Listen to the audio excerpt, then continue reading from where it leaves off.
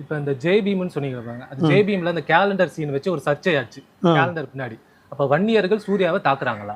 அப்படியெல்லாம் இல்லை தம்பி. அவருக்கு வேற வேலை இருக்குது. அவர் ஓட்டு வாங்கணும். இப்போ எலெக்ஷன் வருது. அவர் சும்மா ஏதாவது ஒன்று பேசலாம் ஓட்டுக்காகவே தவிர, அவங்களும் அவங்களோட அவங்க வேலை பார்க்குறாங்க. இவங்க வேலை அவன் வேலை அவன் பார்த்தா வேலை முடியும். நீ தாக்குறதுனால உனக்கு 5 ஓட்டு கூட விழுக போதா? ஒரு புண்ணாக்கும் வரப்போகிறது இல்லை.